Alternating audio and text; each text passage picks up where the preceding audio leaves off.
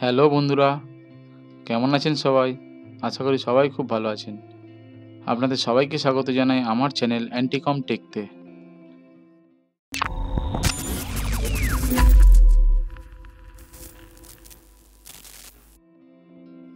আজকের ভিডিওতে আমি আলোচনা করব অপারেটিং সিস্টেম উইন্ডোজ 7 কে নিয়ে। দেখে নেব উইন্ডোজ 7 এর ইনস্টলেশন এবং তার পরবর্তী কিছু সেটিংস। যদিও আমি বলেছিলাম উইন্ডোজ এক্সপি থেকে শুরু করে উইন্ডোজ 11 পর্যন্ত সমস্ত অপারেটিং সিস্টেমকে নিয়েই আমি আলোচনা করব। তো আমি শুরু করছি উইন্ডোজ 7 কে নিয়ে। তার কারণ হলো এটাই যে উইন্ডোজ এক্সপি অনেক বেশি অবসোলেট হয়ে গেছে। সেটা প্রায় কম্পিউটারে নেই বললেই চলে। তো উইন্ডোজ এক্সপিটা আমরা ইনস্টলেশন দেখে নেব আমাদের পরবর্তী অন্য কোনো ভিডিওতে। তো আমি 7 দিয়ে শুরু করছি, কারণ 7 এখনও অনেক কম্পিউটারে তোমরা দেখতে পাবে। এটা হলো আমার বুটেবল পেন ড্রাইভ। এখান থেকেই আমি উইন্ডোজ 7 ইনস্টল করে দেখাবো।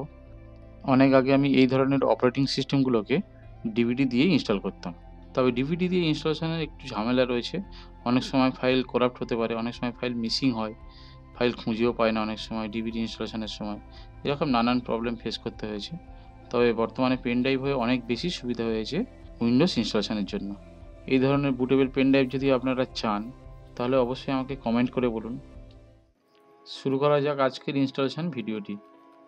প্রথমেই আমি কিবোর্ডের ডেল কিটা প্রেস করে বায়াস সেটআপের মধ্যে আসব। এরপর বুট মেনুতে এসে হাসবুট ডিভাইস হিসেবে পেন ড্রাইভটাকে সিলেক্ট করে নেব। এরপর F10 প্রেস করে এন্টার প্রেস করে সেভ করে বায়াস থেকে বেরিয়ে যাব। দেখতেই পাচ্ছি আমাদের পেন ড্রাইভটা ডিলিট করে গেছে। উইন্ডোজ 7ও দেখা যাচ্ছে। উইন্ডোজ 7টাকে সিলেক্ট করে তারপর এন্টার দিয়ে উইন্ডোজ 7 ইনস্টলেশনটা শুরু করি। একটু ওয়েট করতে হবে।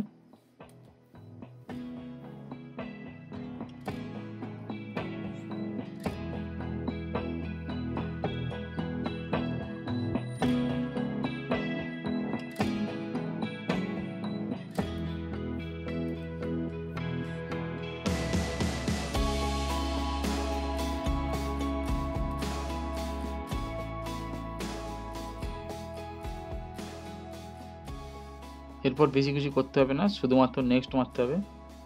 এরপর ইনস্টল নাও।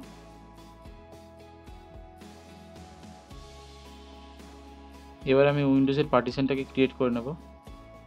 দেখতেই পাচ্ছ এটাতে অলরেডি পার্টিশন ক্রিয়েট করা রয়েছে। প্রথমে সি ড্রাইভটাকে ডিলিট করে নেব, তারপর এটাকে নতুন করে ক্রিয়েট করব। এইভাবে তোমরা নতুন ড্রাইভও ক্রিয়েট করতে পারো। এখান থেকে অ্যাপ্লাই করে দিলেই নতুন ড্রাইভ ক্রিয়েট হয়ে যাবে। তো উইন্ডোজ 7 এবং তার পরবর্তী যে সফটওয়্যারগুলো রয়েছে 3টে পার্টিশনের বেশি করতে দেবে না।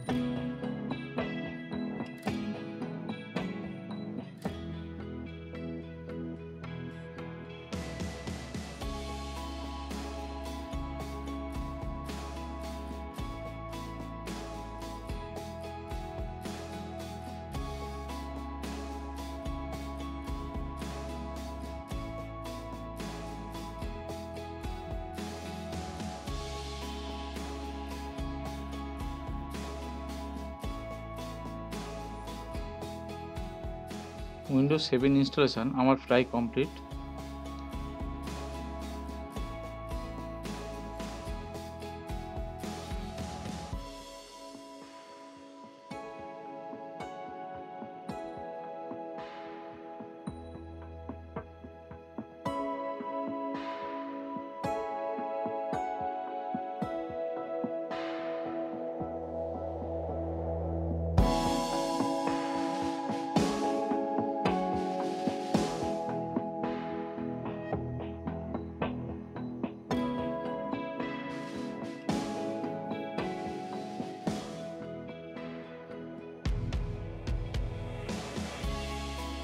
এবার দিয়ে দিতে হবে কম্পিউটারের নাম। এখানে নিজেদের নামও টাইপ করে নিতে পারো। আমি এখানে ইউজার দিয়ে দিচ্ছি।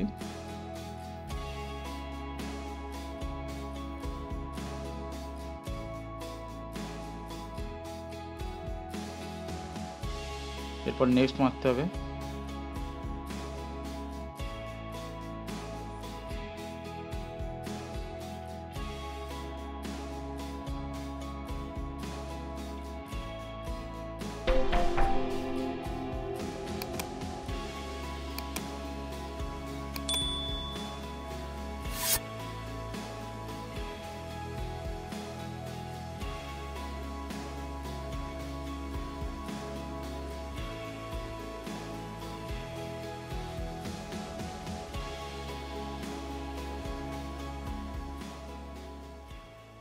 দেখতেই পাচ্ছ বন্ধুরা, আমার উইন্ডোজ 7 ইনস্টলেশন কমপ্লিট।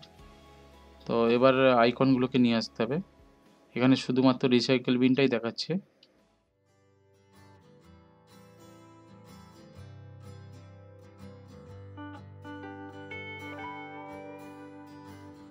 বন্ধুরা, একটা জিনিস কিন্তু আমাদের খেয়াল রাখতে হবে, যেহেতু উইন্ডোজটা আমরা পারচেস করিনি, ডাউনলোড করা ফাইল, সেহেতু দেখতেই পাচ্ছ 30 দিনের ট্রায়াল ভার্সান রয়েছে। এটা 30 দিন পরে বন্ধ হয়ে যাবে। তো এই বিষয়টাকে নিয়ে আমি একটু পরে আলোচনা করছি বন্ধুরা। তার আগে দেখে নেওয়া যাক, ওএস ইনস্টলেশনের পরেও আমাদের আরও কিছু কাজ করতে হয়। সেটা হলো এই যে ড্রাইভারগুলোকে করতে হয়। প্রথমে গ্রাফিক্সের ড্রাইভার, তারপরে যা আদার্স ড্রাইভারগুলো পড়ে থাকে সেগুলোকেও অ্যাক্টিভ করাতে হয়। উইন্ডোজ ইনস্টলেশনের পরে এই কাজগুলো আপনাদের করতে হবে, যেটা আমরা আবার অন্য কোনো ভিডিওতে দেখে নেব। এই ভিডিওটা যেহেতু অনেক বড় হয়ে যাবে, আজকে আর এই ড্রাইভার ইনস্টলেশনটা দেখব না। বাকি আরও টুকটাক কয়েকটা সেটিং রয়েছে, সেগুলো আমরা করে নেব উইন্ডোজ ইনস্টলেশনের পরে। এই সেটিংগুলো সাধারণত তাদের জন্য যারা আমরা ডাউনলোড করে উইন্ডোজটাকে ইনস্টল করছি, অথবা যারা আপডেট করতে চায় না উইন্ডোজটাকে। অনেক সময় আপডেট করতে গেলে উইন্ডোজ স্লো হয়ে যায়, বিভিন্ন ধরনের ইস্যু দেখা দেয়। সেক্ষেত্রে এই সেটিংগুলো তোমাদের করতেই হবে।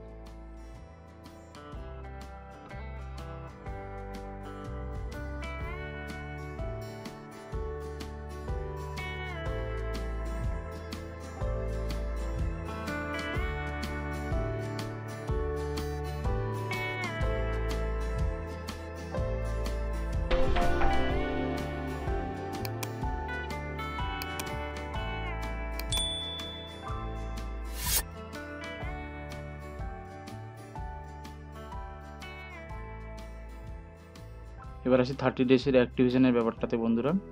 তো দেখতেই পাচ্ছ আমি এটাকে ক্র্যাক করিয়ে দিয়েছি। এটাতে আর কোনো প্রবলেম নেই, কিন্তু আপনাদেরকে আমি এখানে দেখাতে পারবো না বন্ধুরা। তো এই ব্যাপারে যদি আপনারা জানতে চান তাহলে অবশ্যই আমাকে কমেন্ট করুন। দেখা হচ্ছে আমার পরবর্তী ভিডিওতে। তো আজ এই পর্যন্ত থাক।